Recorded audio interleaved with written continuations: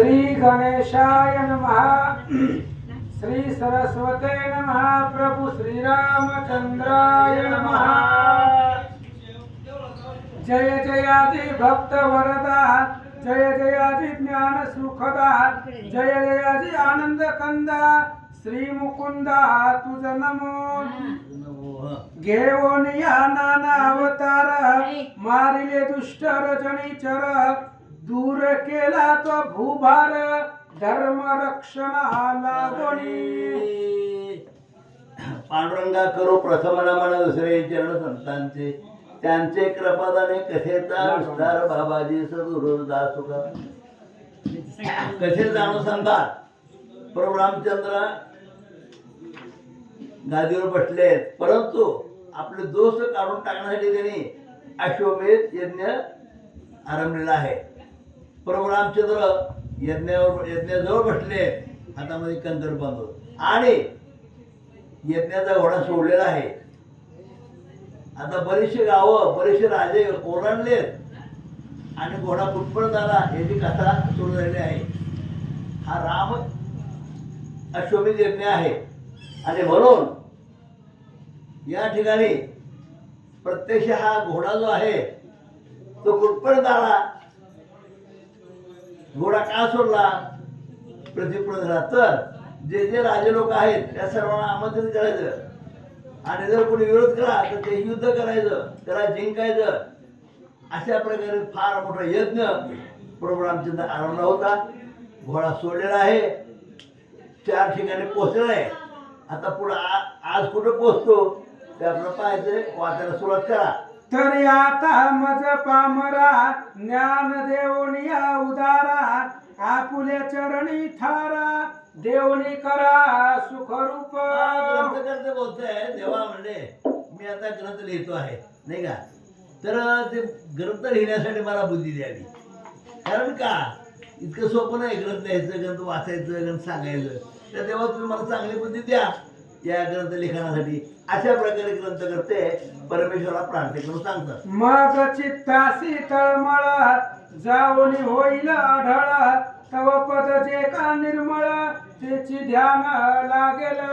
तुमचं जर चरण दर्शन झालं तर मला काय माझं ध्यान तर लागेल, म्हणजे मग तुमचं चरण दर्शन झालं पाहिजे।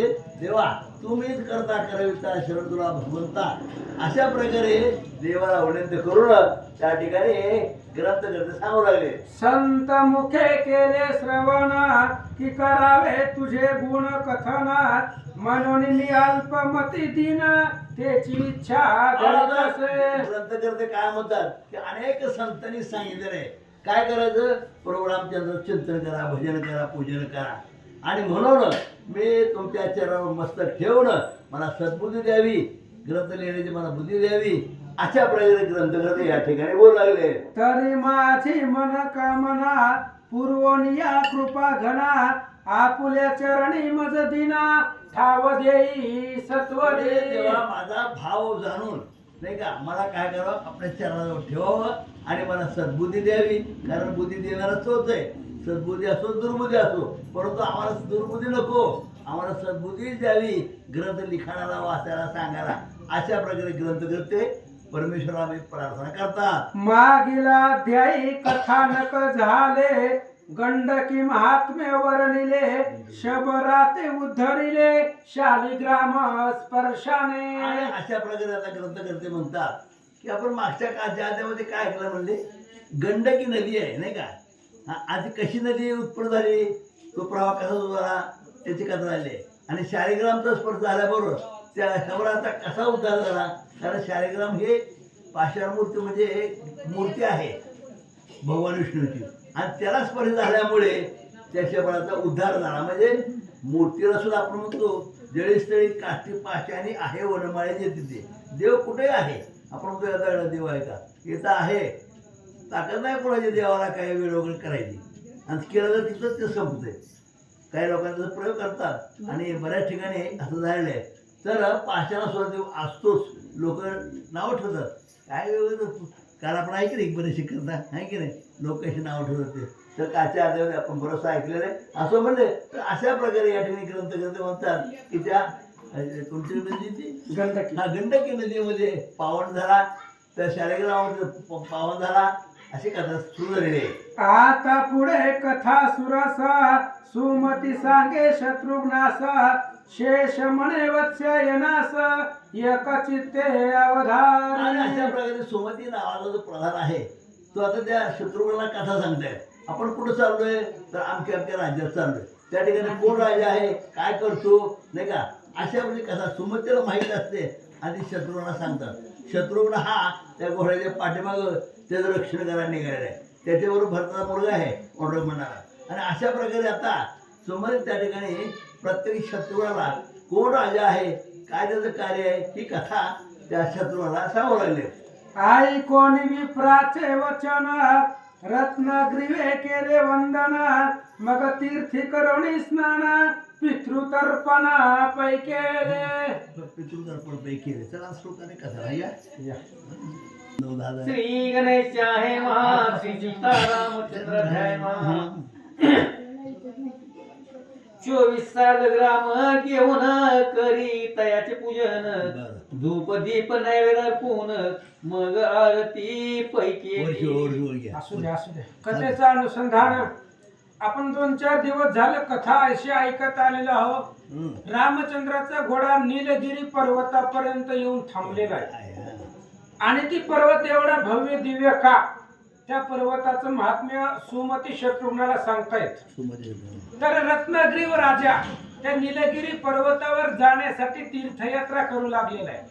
कालच्या अध्यायामध्ये तो गंडकी नावाच्या तीर्थापर्यंत आला आणि शबर एक असणारा कीटक नावाच्या देशामधला तो विप्र होता आणि त्यानं अनेक पाप केली होती. शालिग्रामाच्या मूर्तीनं त्याचा स्पर्श झाला, त्याचा उद्धार झाला आणि पुन्हा असणारा रत्नागिरी राजा पुढे निघालेला आहे आणि आल्यानंतर ना पुन्हा एका तीर्थावर आला. तिथं 24 शालिग्राम घेऊन त्यांची पूजा केली असं सांगतात. दीन अंदाज का लागून दाने संत विपूर्ण मग घेऊन सकळ प्रजन निघाला पुढे जावया. दीन अंध मुके बहिरे यांचे असणारी सगळी इच्छा पूर्ण करून अनेक प्रजा सोबतीला, कारण सगळं गाव घेतलेलं आहे आणि सगळी प्रजा घेऊन पुढे निघाला. मी आलो कवण्यास्थानी निवेदा कृपा करूनी नील पर्वत येथोनी इति दूर पयासे. रत्नागिरी राजाने विचारलं आसपासच्या लोकांना, महाराज कोणचं गाव आहे? म्हणले मी कुठं आलोय आणि निलगिरी पर्वत कुठं आहे? हे असणाऱ्या त्या पर्वतावर मला जायचंय, त्याचं महात्म्य मी स्वप्नात ऐकलेलं आहे, त्याच्यामुळे सांगा तो पर्वत कुठं आहे आणि हे क्षेत्र कोणतं आहे असं विचारू लागला. ऐसे ऐकून वचन ब्राह्मण वदे तया लागून हा. गंगा सिंधू संगम स्थान पुण्य पावन हे मिळालो. आणि मग अशा पद्धतीने विचारल्या बरोबर ब्राह्मण सांगू लागलेला आहे, ही तीर्थक्षेत्र अतिशय पुण्यपावन आहे. कसं आहे ऐका. मी आलो कवण्यास्थानी निवेदा कृपा करूनी नील पर्वत येथोनी किती दूर पयासे. ऐसे ऐकून वचन ब्राह्मण वदे तया लागून गंगा सिंधू संगम स्थान पुण्य पावन हे असे. हाची असे नील पर्वत जाणून पुसिसी हे अद्भुत तरी मला ऐसे भासत की पुण्य नसे तव गाठी. ब्राह्मणाने सांगितलं बाबा निलगिरी पर्वत हाच आहे आणि या पर्वतावर येऊन सुद्धा तू पर्वत विचारायला लागला. मला असं वाटतंय ते पर्वत पाहण्याचं ओळखण्यासाठी पुण्य तुझ्याकडे नाही, कारण काल परवा वेळ आल्या होत्या की ती पर्वताचं शिखर कुणाला दिसतंय, कुणाला दिसत नाही. त्याच्यामुळे तुझं पुण्य नाही की तुला या पर्वताचं शिखर दिसेल असं ब्राह्मण बोलतात. देणे जवळ असताही जाण पर्वत न दिसे तुझ लागून गुरु कृपेचे अंजना विण कैसे ज्ञान होईल. म्हणून तुला त्या ठिकाणी ते पर्वत दिसत नाही, तुझ्यावरती सद्गुरूची कृपा नाही, सद्गुरूची काजळ तुझ्यापाशी ज्ञानाचं काजळ नाही, त्याच्यामुळे हा पर्वताचं शिखर तुला दिसत नाही. ऐसेच घडले बदला गुण तेव्हा केले संग निस्थान मग चतुर्भुज किरात येऊन मज पुढे ठाकले. आणि मग अशा प्रकारे स्नान केलं. स्नान केल्याबरोबर चतुर्भुज असणारे किरात आले आणि उभे राहिले. तयानी महात्म्य मज कथिले आणि सर्व विधान निविदेले. तेच आचरता वहिले दर्शन घडले मज लागे. आणि तू ब्राह्मण राजाला सांगू लागलाय की चतुर्भुजी किरात माझ्यापाशी आले. त्यांनी मला निलगिरीचं पर्वताचं महात्म्य सांगितलं, पूजा कशी करायची सांगितलं, त्याचं आचरण मी केलं, तेव्हा मला दर्शन झालं. मग याच मार्गे करून पर्वत शिखरी गेलो जाण. ऐसे ऐकता ब्राह्मण वचन गैवर आला राजेंद्र. ब्राह्मणानं सांगितलं पुन्हा त्याच मार्गाने, जसं त्या किराताने सांगितलं त्या मार्गाने त्या पर्वतावरती गेलो आणि मला विष्णूचं दर्शन झालं.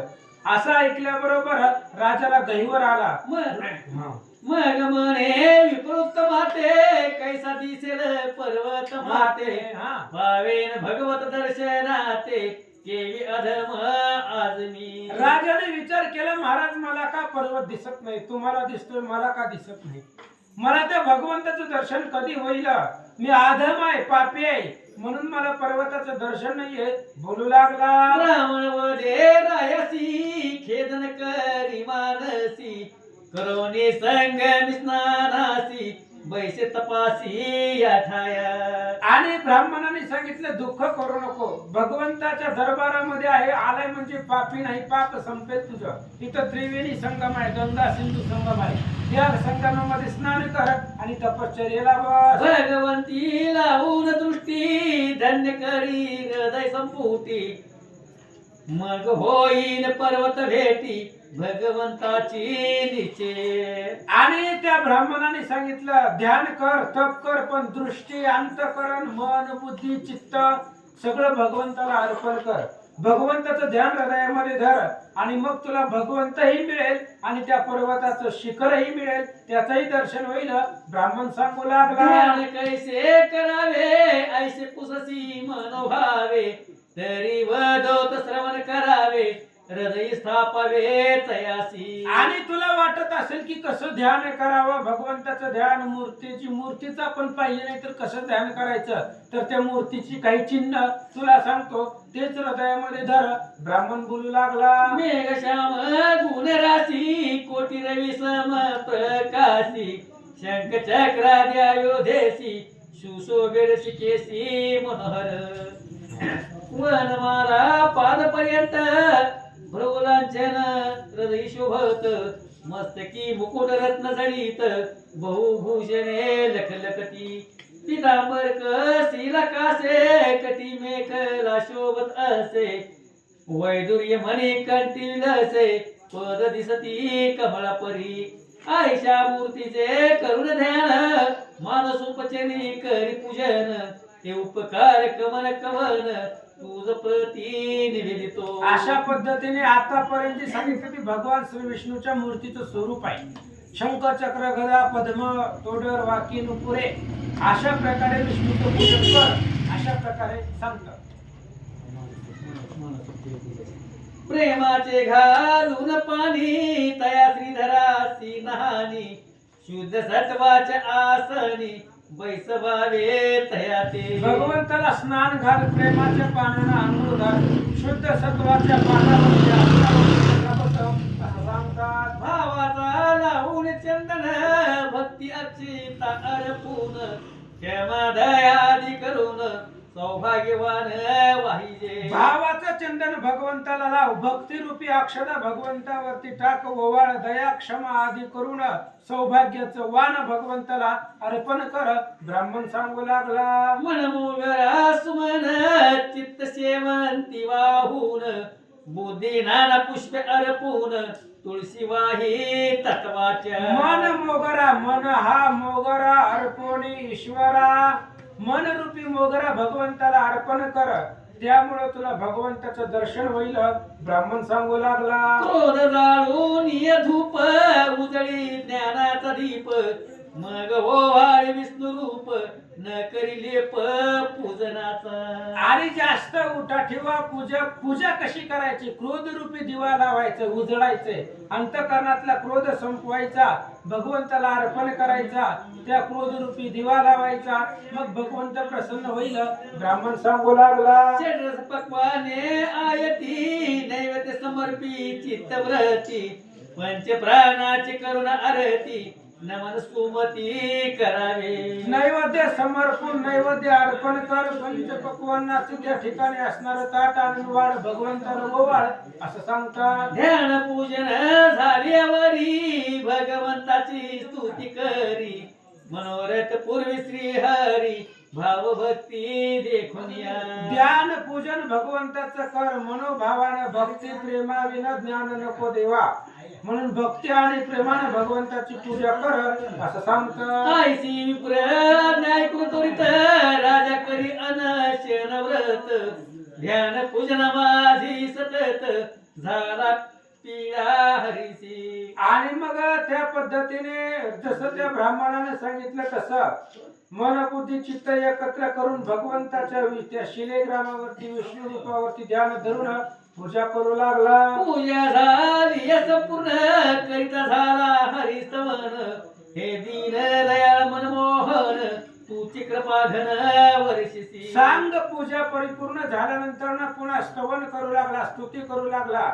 दीनदयाळ असणारा भगवान परमात्मा आहे. आता काय काय म्हणतात? भक्तजनाची पीडा हरीसी दुष्टाचा संहार करीसी सर्व जगात पाळीसी कृपा दृष्टी करुणिया. भगवंत भक्ताला तुम्ही असणाऱ्या शरणांगताचं भक्ताचं संरक्षण करतात, दुष्टजनाचा वध करतात, संपूर्ण पृथ्वीचा जगताचा सांभाळ करणारे तुम्ही भगवंत आहात. अमरीश राजा नेमसी करी भावे एकादशी सोडिता साधन द्वादशी तयाशी छेडले दुवासे. अंबरीश राजा तुमचा निस्सिम भक्त आहे. एकादशीच्या व्रत परिपूर्ण अंबरीश राजाने केलेलं आहे. द्वादशीचं पारणं सोडायच्या वेळेस दुर्वास ऋषीने त्यांना छळलं होतं. छळल्याबरोबर तुम्ही काय केलं? तयाचे शाप मोचन तू केले अवतार घेऊन सुदर्शने दुर्वासा लागून त्रासिले जाण तुवाची. अंबर ऋषीने शाप दिला. त्या अंबर ऋषीला शाप दिला दुर्वासानी, आणि दुर्वासानी शाप दिल्याबरोबर त्याचा शापाचा अंगीकार स्वतः केला. आणि अंबर ऋषीसाठी जन्म सोसियले दुष्ट निर्दळीले किती एक. आणि त्या दुर्वासाच्या पाठीमाग सुदर्शन सोडलं. असं भक्ताचा कैवार घेणारा तुम्ही भगवंत आहे.